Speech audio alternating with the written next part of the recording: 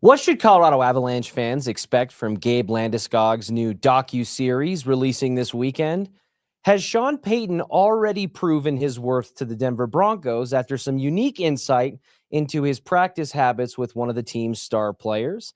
And we have another special guest joining us at the end of the show to preview the latest edition of our 30th anniversary celebration with our High Milestones. All things to come on today's rundown.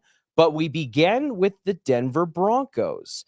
Have to give credit to our intrepid senior Broncos writer, Andrew Mason, who put out an article on DenverSports.com that gave a unique insight into not just Sean Payton's thoughts toward his practices and how he runs them, but the way that he has interpersonal connections with his players, regardless of their status within the team or around the league. And I think it brings up the question about Sean Payton's presence and his ability to rebuild the culture here in Denver that we had seen erode over the better part of the last decade with the revolving door of coaches, quarterbacks, and ownership drama that we'd seen amongst the team.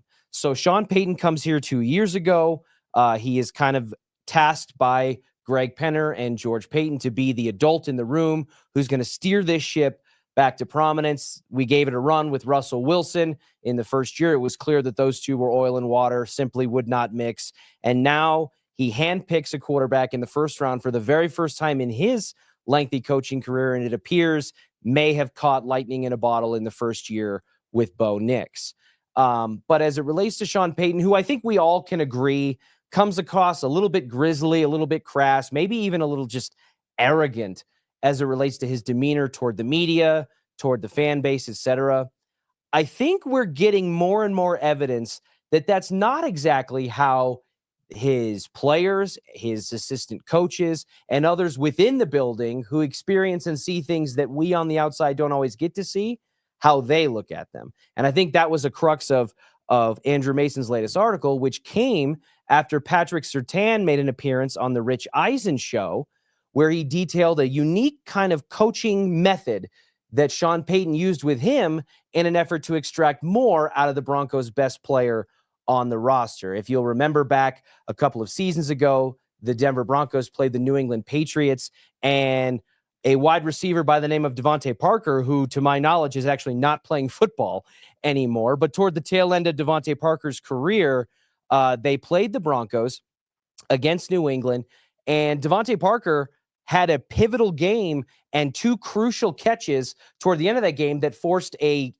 game-winning field goal situation in which the Broncos lost 26-23 against New England, a game that they should have won, and a game that kind of derailed the Broncos' postseason chances in that first year with Sean Payton and Russ together. And so both of those crucial catches in the fourth quarter of 25-plus yards came against Patrick Surtain, who by and large, and we've all seen the statistics, has done as good a job of any in the NFL at taking a team's best offensive weapon, especially at the wide receiver position, and neutralizing it. And so Sean Payton, although it was a year later in this most recent season, the Broncos were playing, as Pat Surtain calls it, a similar team, a team that they should have, just like they should have beaten the Patriots, that they should have a good chance of winning against.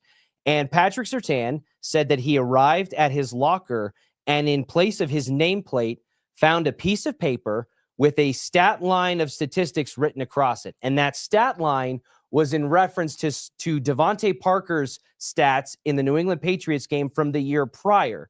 And not only was it replaced on his name tag, Sean Payton had taped the statistics to Patrick Surtain's practice jersey and made him wear those statistics throughout the entirety of practices during the week. Now, it's one thing, I think, for a head coach to use kind of hokey or gimmicky motivational tactics as it relates to regular players on the roster, if you want to put it that way. We know that Sean Payton made Audric Estime carry a football around the facility and around practice and anywhere he was doing team-related activities and meetings, etc., because he'd had a string of fumbles in his first 10 carries as a professional football player. Well, Audric Estime was a player who was a mid-round draft pick who's only been here for a year. It's one thing for a coach to do that to the Audric Estimes of a roster. It's an entire other thing to do it to the now reigning defensive player of the year. But Patrick Surtain maybe alluded to the fact that that decision by Sean Payton to kind of put him on notice that way in front of his peers,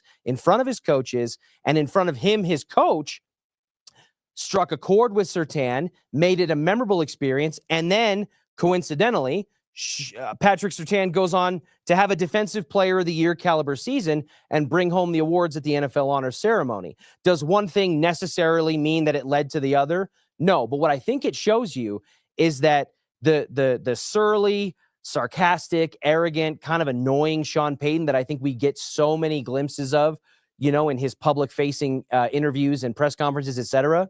There's an entirely different Sean Payton identity, I think, behind the scenes, and it's one that really embodies that football guy, in my opinion, and one that garners the respect of not just the assistant coaches and maybe the general players on the roster who may be happy to keep fighting for a spot on the team, but the star players on the team who are among the star players in the entire National Football League. So I think that this is just another small little glimpse into this now going on 3-year sample that we're going to have with Sean Payton, where I really do think the Broncos found a guy who is going to be able to not just reestablish a bedrock or a foundational culture for this team to build upon, but somebody that can, if allowed and if able to assemble the right pieces, return this team to a championship contender as they were last in 2015 and 2016 when they hoisted the Lombardi Trophy. So that's my opinion, and it's going to factor into my lens of how I evaluate Sean Payton going forward in his decisions with the Denver Broncos. And so I think, we all should be a little bit more lenient and graceful when there's moments where Sean Payton makes us want to roll our eyes. I'm going to bring in our special guest for the Mile High Milestones a little early because I want to talk to him about another hockey-related topic, a little sneak peek as to what this milestone is about, and that is the one and only Mike Evans. Mike, co-host of Stokely and Evans with Mark Schlereth every morning from 6A to 10A. How are you, man? Good. Are you getting ready to ambush me?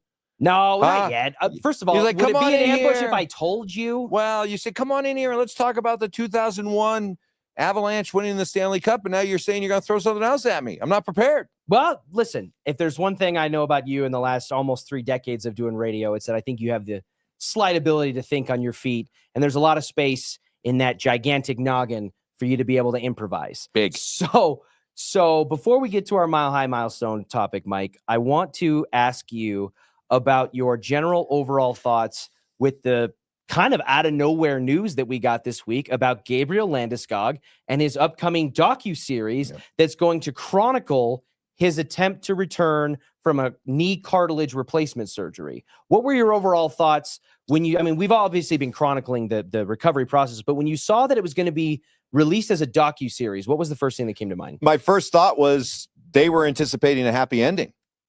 I think that once it got the severity of the injury, the uniqueness of the injury, and how this was going to be something that the sports world, certainly the hockey world, had never seen before, and that it was going to be a long recovery, I think some enterprising person approached Gabe and said, this might make a really interesting journey to follow. And I think Gabe went into it with the idea that, let's do it, with the idea that there'll be a happy ending. So that you do the docuseries, it's 5 weeks, it's 5 episodes, it culminates on the final day of the NHL regular season, and then what's the big payoff? There he is out on the ice playing for the Avalanche in the playoffs. So I think that was the idea behind it. I don't think that's going to happen, but along the way, you did a lot of work. You put a lot of time and effort and money into this docuseries. I'm sure it's great TV. I can't wait to watch it. And this is a way for him to share not only his journey. So what I think was initially the idea that, hey, let me show you what this unique journey's been like with a happy ending. Now I think it's also kind of a way that he's using to cope through this long comeback and the uncertainty of if this comeback's going to ever happen, that this is part of the way that he sort of copes with all those emotions that he's feeling right now. Yeah, and while we don't know exactly what the docuseries is going to hone in on or how they're going to catalog the last handful of years of his recovery, we did get a really, I think, in-depth preview or insight into Gabe's mindset with the article that came in conjunction with this announcement that was with Peter Baugh of The Athletic, somebody who covered the Avs here locally for a good chunk of time before moving to the New York area to cover the Rangers and the Islanders. But Gabe sat down with Peter and they did an entire expose as in conjunction with this docuseries announcement. And he had some really interesting quotes that I think gave us insight into his mindset that we just here locally couldn't get because Gabe hasn't talked. I mean, he might, give you a soundbite or two at the charity golf tournament for the Avalanche, or, here and there in passing, or we see him in limited contact skating over at Family Sports Center.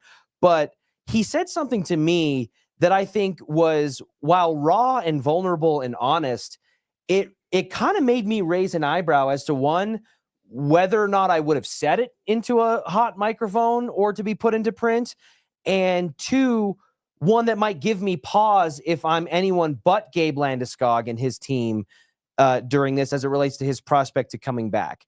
And it had to do with his future as a skater. He said, I understand, quote, that I'm probably not going to skate completely pain-free ever again, but I want to be able to get to a point where I can at least manage it and then make a decision for myself and see where we end up.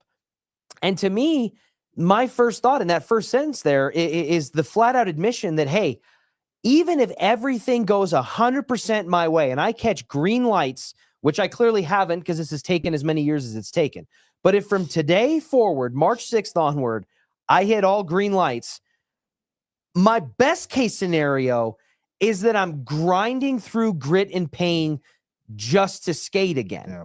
Not skate at my best, just to skate again. And I think that's a really tough revelation to have to deal with for Gabe personally, which is, again, a whole other element to this of we're going to get a massive sense, both in the article we did and in the docuseries we will, about just how much of a mental toll this has taken on Gabe as he attempts to do something that's never been done before. But Mike, is that anything but discouraging when you hear Gabe Landeskog say something like that? Well, that's why I come back to the whole bit about the idea of, trying to cope his way through this. He acknowledged in that article that he's been doing therapy. He acknowledged in that article what you just said, that I'm trying to adjust to the idea of I'll never be pain-free.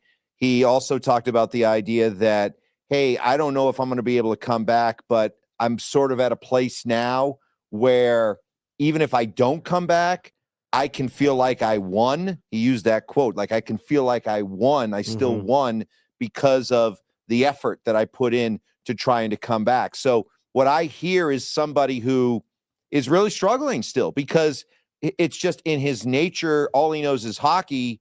All he knows is being a competitor, that he just can't quit, right? He just can't give in. It's just not part of his DNA.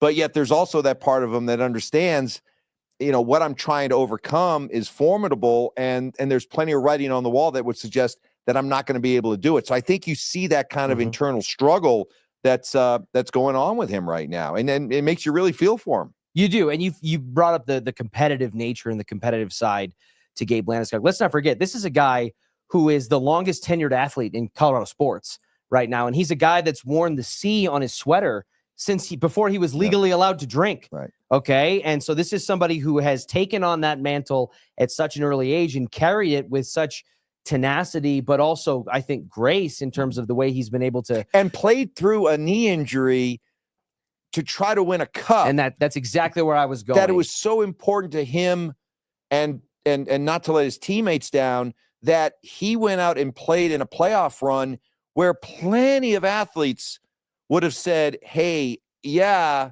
it'd be cool to win a cup, but I got to think about 3 the years rest. into an 8-year, right. $56 I got to think about deal, the rest of my years, career. Yeah. Yeah. And he actually referenced that Stanley Cup chase in the Athletic article, which I found really interesting. Yeah. And the concept was like, if you could go back in time and do it all over again, what would you do? And he basically said, no, I wouldn't. If you gave me a choice between winning a Stanley Cup and having an effed up knee, or not messing up my knee and not having a cup, give me the Stanley Cup all day. And so we said that. There's the quote. You can see it on the screen there. For the longest time, I said, I'd rather have a Stanley Cup ring and an effed up knee than a healthy knee and no Stanley Cup ring. And I meant that. I still wouldn't change the fact that I did what I did for us to reach the ultimate goal in hockey, but I would like to have both if I can. And that goes back to that internal struggle of, I think there were probably moments where someone in Gabe's position could have easily said, you know what, this wasn't worth it. Yes, I got a championship ring, but now I feel like I have been cut from my prime, and I've been robbed from the opportunity to do it again. And I think if we didn't win it that year, if I didn't do it that year, I may have had a chance to get more on the back end. But Gabe taking the opposite approach because of he knew what that sacrifice meant, clearly doesn't feel that way. There's also the other part of this. There is the financial element in all of this. And you're still talking about a contract that has 4 years at $7 million per left on that contract. So whether it's the idea that, I can continue to try to make this comeback pay off because I know I have the luxury of the contract still backing me up, I think also plays a role. And the idea that I don't want to give up because I want to make sure that I see all of that remaining part of my contract. So there's a lot of moving parts to all this. There is. And finally, one of the last, maybe the most telling piece in the whole thing of that Athletic article, of which there was a ton. So if you haven't read it or seen it yet, I would encourage you to go check it out. Peter Ball at The Athletic did a fantastic job chronicling all of it.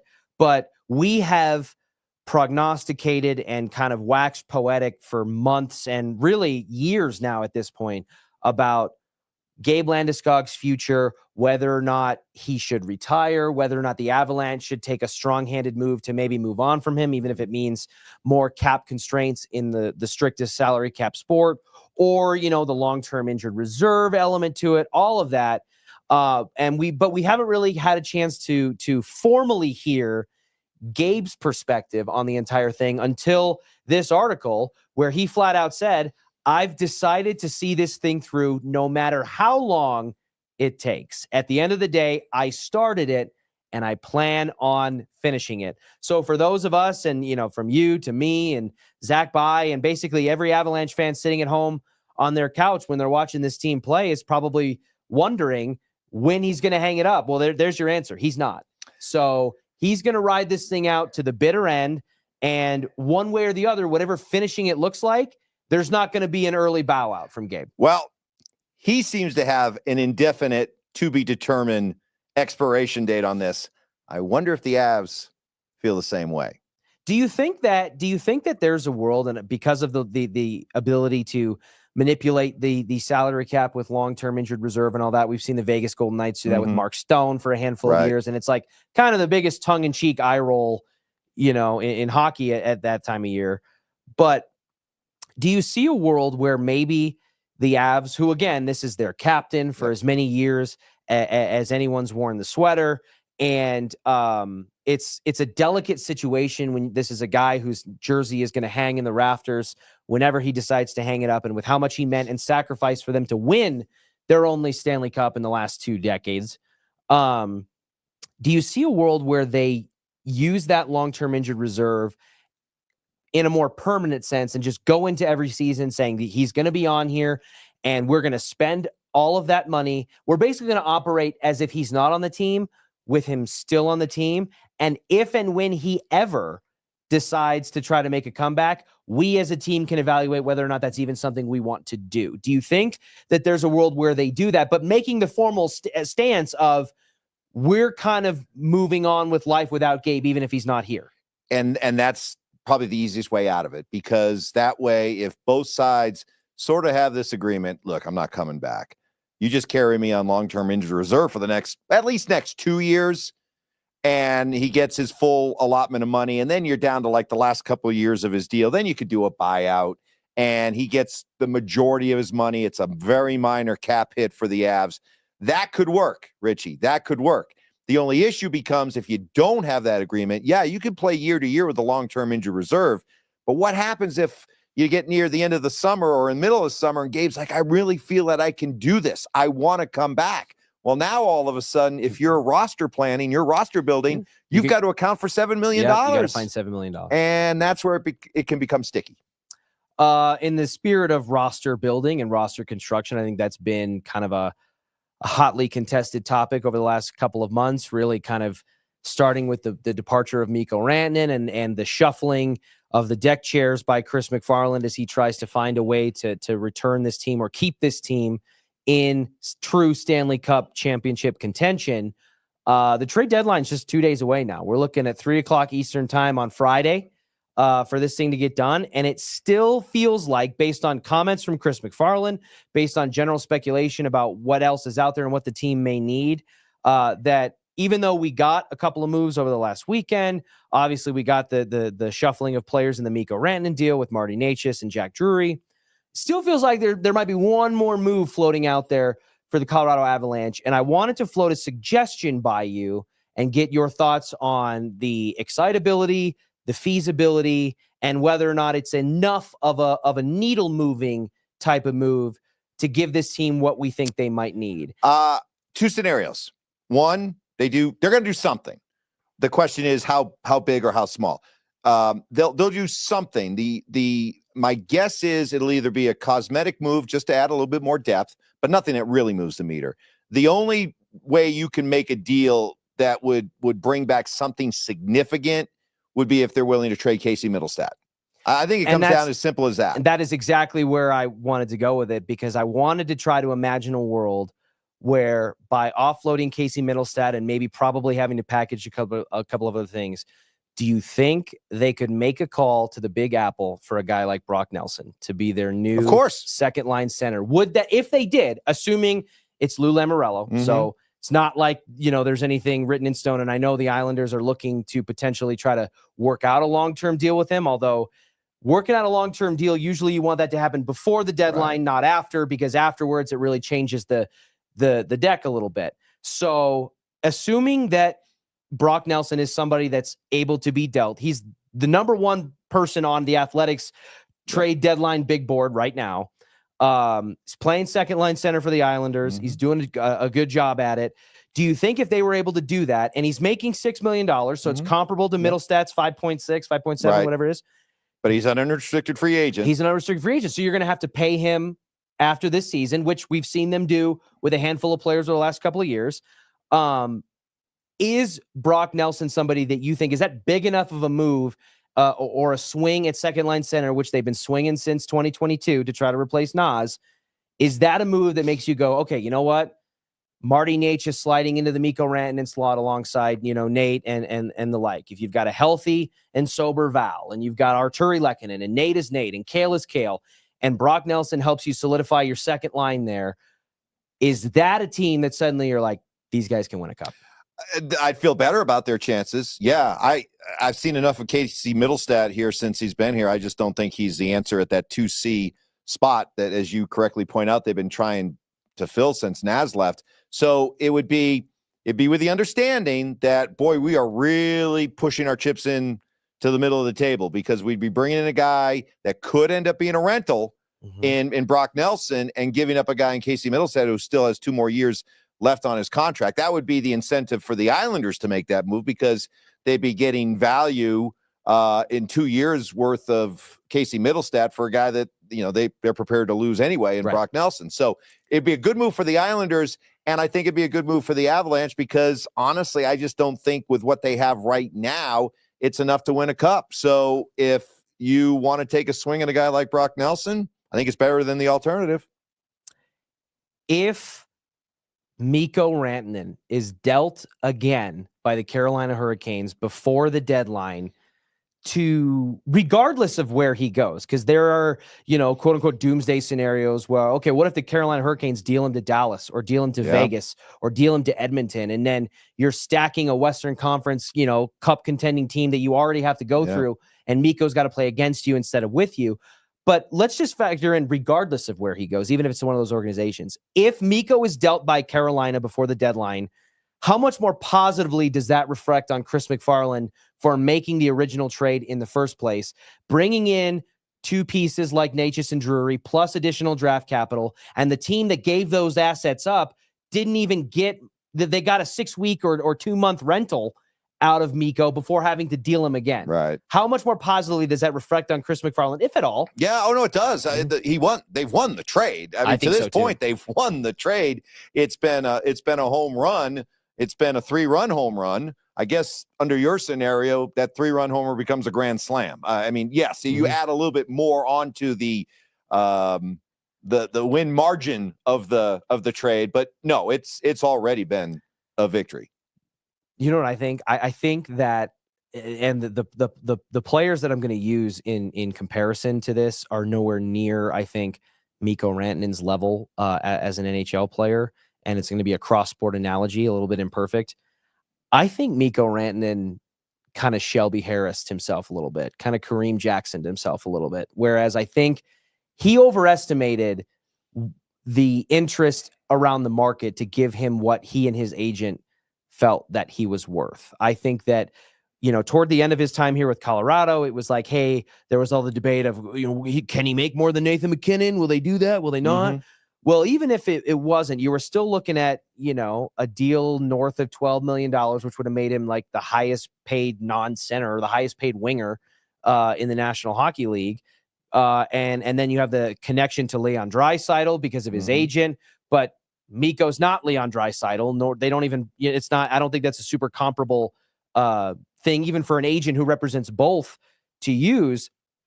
And then he goes to Carolina and he wants 14, which is what he wanted with the Avs, and they weren't going to give it to him. Well, now Mikko Rantanen's league value, if you look at some of the metrics and the measurements from the NHL that track that kind of thing, he's floating right back around $9.5 million. And I think we could realistically see a world where Mikko signs a contract with a team that's not Carolina for less than the Avs would have given him, less than Carolina was willing to give him, both of which are Stanley Cup contending teams, wherever he goes. Which I think you're seeing, and this is what's really, it's the double whammy, I think, for Mikko in Carolina. One, I don't think it was a good fit for him stylistically. Two, the trade caught him off guard, I think, so it kind of threw him for a loop. And three, I think he started to feel that pressure that you're laying out here. Clock started to tick, squeeze the stick, start to really struggle because he's realizing, yeah, I'm losing money maybe every time I go out and skate or shift. It is time for us to unveil the latest in our High Milestone series presented by your local Ford dealers. We are now 4 days in to the milestone. We're up to 27 from 30. We saw the first two go to Colorado Rockies nods with Ubaldo's 2010 season and Todd Helton's Hall of Fame induction. Yesterday's was a little bit of a anti-positive curveball with Valerian Nichushkin's postseason absences, but we go polar opposite here, staying in the world of hockey with one of the more euphoric moments in Colorado Avalanche history, which is the 2001 Stanley Cup Championship Avalanche teams. Mike, I think that this one probably holds a little bit of a special place maybe in your heart because of some East Coast ties and roots that you have as it relates to this team. But my first question I want to ask you is, do you think that this Stanley Cup championship in 2001, because this is kind of how I look at it, and I'm curious your thoughts. This Stanley Cup championship in 2001 kind of felt like a very validating championship for the Colorado Avalanche. They were a highly regarded team in Canada before they moved to Colorado from Quebec, and they obviously won the cup in their first year here in Colorado, which I think was kind of surprising in essence of like, you just don't see first year in their city expansion type teams win it that quickly. But the second one felt super validating because it prevented it from being the 2019 Toronto Raptors or what we hope will not become of the 2023 Denver Nuggets, right, where you're just kind of a blip on the radar. And yes, it took 4 or 5 years between those two championships, but in those 4 years, they lost in the Western Conference Finals 3 times and faced a first-round embarrassing exit at the hands of Edmonton. So, to me, this 2001 Cup felt like the validators for the Colorado Avalanche as a premier hockey organization. What do you think? I like the organization part there. I would go even maybe a step further. There was pressure to win another cup. They won 2 cups with that during that era. Honestly, I feel like they left another cup on the table. I think there should have been 3 cups that came out of that run. So getting that second one, they had to get it to really, as you say, validate, justify, put that stamp on everything that they did. I mean, that team was freaking loaded. I mean, when you look back on it, Hall of Famers All-Stars, galore. Hall of Famers up and down the lineup. And so considering those near misses, I mean, think about it. 99 and 2000, they lose Game 7 conference finals to Dallas. That's hanging over you. And you're starting to wonder, they've won one cup. They have clearly established themselves as one of the best teams in hockey, but there's that sense like, come on, you got to get over the hump again. And so when they finally did, I think there was equal parts euphoria, but almost a sort of relief, that, hey, now we can feel good about this era, and we legitimized it with that second cup. Yeah, and you talk about being the pressure being around that team. I mean, especially with considering, they acquired Raymond Bourque in 2000. Mm-hmm. And that year they go on to lose in the Western Conference Finals, if I'm not mistaken, to Dallas in 7 games. So you're in a game 7 in the conference finals to go to the Stanley Cup and face the eventual Cup champions that year in New Jersey, and you miss it just by that. And then you finally make it there, and you're in the same situation that the Avs were in 2022, facing a defending Cup champion who's already been there and who has already experienced what, the pressure of that moment more recently than you have. So I do think that it was a little bit in that essence, like a validation, not only of the team, but a validation internally that they're able to handle that kind of pressure. Well, and they were so aggressive in going after championships. They swung big at trade deadlines. Pierre Lacroix, the general manager, the deadline moves, going out, acquiring Rob Blake, then going out and getting Ray Bourque when nobody thought that Ray Bourque was going to be coming here. So, I mean, they went for it. And so there was a lot of pressure to deliver. And I thought, and again, I'm a bit biased. Okay. I grew up back in the Boston area. I grew up a big Boston Bruin Ray Bourque fan. And so when he came out here, I was like so happy because I knew that they were getting a guy who still had a lot left in the tank. And there was something I remember when they acquired him, and I remember going into that locker room right after they made the trade, and there was a giddiness in that room. You had all-star veteran players who were just so excited about the idea of playing with this guy. Guys like Patrick Waugh, guys like Adam Foote were ecstatic. And I look back on it all, and I am absolutely convinced, and this leads to a whole nother conversation. I know some people don't like the idea that Ray Bourque's number hangs in the rafters. I was just going to say that. Well, let me defend it. Let me say why it is absolutely deserved to be there, because I will take this to my grave. They do not win a cup. They do not win that second cup if Ray Bourque is not here. I'm absolutely convinced that his arrival was the catalyst for what turned out to be that second cup. Yeah, and you talk about the consternation, the speculation as to whether or not Bourque's jersey should be hanging up there amongst those who spent a lot more time with the organization, who maybe contributed. But let's not forget the caliber of player that Ray Bourque was. If you look at some of his statistics and his accomplishments as a career, he's a 5-time Norris Trophy winner, and he finished second in the Norris Trophy voting an additional 6 times. So you're talking about 11-time top 2 finisher as a defenseman for the Norris Trophy. And you know what, Richie, it was funny because when they made the trade, I remember how it was being spun. It was like, oh, well, this is good. They're bringing in a veteran guy. He'll play a limited role, but, he'll give him a little bit here and there. And, he's a good leader. And I remember coming on right away. I go, folks, this dude can still play. This guy is a horse. And this guy will step in and he will be one of your top players immediately. And right away, he stepped in. He was playing 20, 23 minutes per game. And he was an instrumental player in everything that they accomplished, not just simply a walking, living legend that, brought the team a little bit of a bump. He's a 19-time All-Star. He has the record for a defenseman for points, goals, and assists in the National Hockey League. All 3 is insane to me. And then you factor in the things that we mentioned earlier about, 5-time Norris Trophy winner, 6 times finishing second. So, and you with your East Coast ties, which is why I was most excited to talk to you about this today, because all of the star, or all of the Hall of Fame star power that was on that Avalanche roster at that time, that 2001 Cup, Ray stole the show.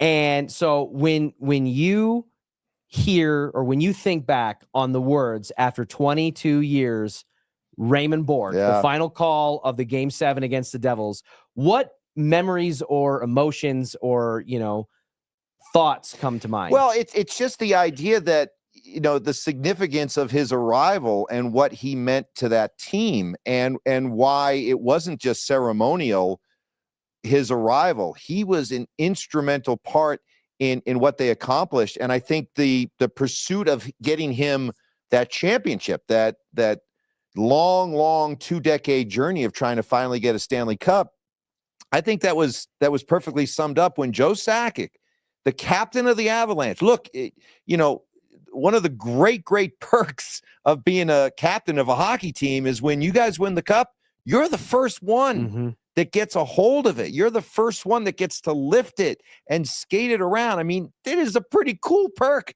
if you are a captain. And what's the first thing he does? He gets the cup, doesn't even lift it, turns, and hands it right to Ray Bourque. If that doesn't tell you the respect, the admiration, and just the way that this whole team felt about this guy, I don't know what does. I love it. I think that championships in professional sports are always special, and there are always moments that come out of it that I think reverberate, or things that get passed down to later generations who look back and remember it. And that's kind of what one of this Stanley Cup was for me. 2001, I was 8 years old. So I don't have a lot of vivid memories of it, but being able to look back and watch back and to talk to people like you who've been around this market and this sports landscape for so long, and just to kind of relive it through you and through the wonders of technology and social media and all of the videos and things that we have, it's really special. And it makes me all the more, hungry and hopeful that this current iteration of the Avalanche can kind of bring some of the magic back as they did in 22. Which is why I must create a little controversy here. Okay. 27th on the list. 27th. Yeah. I mean, I just got done waxing poetic about everything that happened, and it's 27th. 27th. I know. Hey, man, I know it's your show. It's your list. It's not my list. Oh, Hold on. Marilat. Yeah. I was like, I am the Marilat. I'm coming for you. I'm coming for you. 27th. I am the orator of the list. I read it from the mountaintop. All right. But I did not. You have no veto power? I did not carve it into stone. Okay. Well, then, James Marilat. Yeah. Tisk. Yes. 27th? Right. 27th? This segment of the rundown is my Sermon on the Mount, but I did not procure the message myself. Well, if this moment is 27th, you can only imagine what's in store tomorrow for 26. Oh, I can't wait. And beyond. Oh, I can't wait for 26. So I can't think of a better tease than that for us. 26 better be a doozy. For us to continue this countdown starting tomorrow at the same time in the same place. Mike, thank you so much for joining me. For the rest of you out there, have a great rest of your afternoon. We'll catch you tomorrow. I do what I love what I do. Second nature to put in the work.